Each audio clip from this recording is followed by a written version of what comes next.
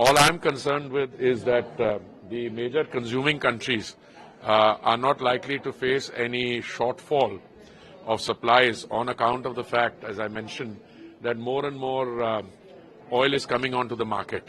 I mean, the Brazilians who have a production of about 3.3 million barrels a day, they are bringing about 400,000 more barrels per day on the market.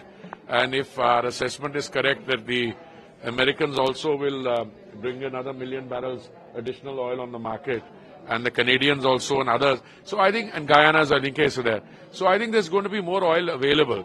What we need is stability and predictability so that in the period ahead, countries can base their decisions on lines which are predictable.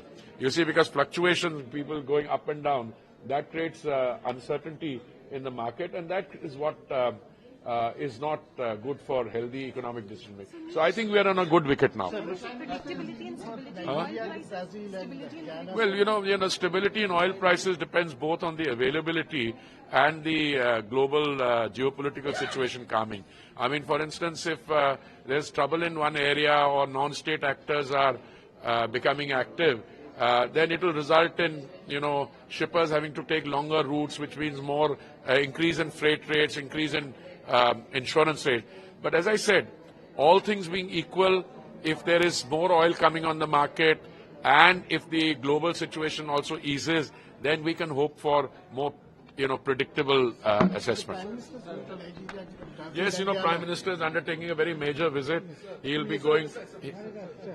He will be going to attend the G20 summit in Brazil. On the journey there, as the MEA has announced, he'll be visiting Nigeria, and on the way back, Guyana.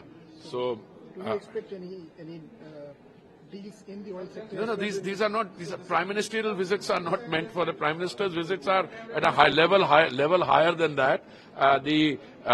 Commercial contracting is always done by the entities, and we have a healthy ongoing system with a large number of countries. So I don't expect any uncertainty there. Recently, you were in Brazil, and there was discussion about the Global Biofuel Alliance.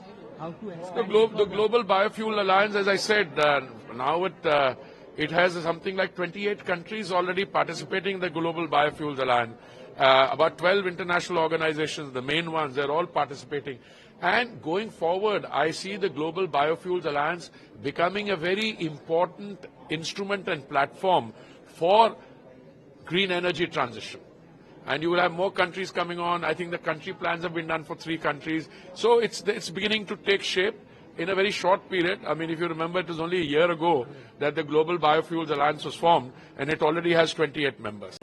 If you like this video, then like, share and subscribe to ET Now.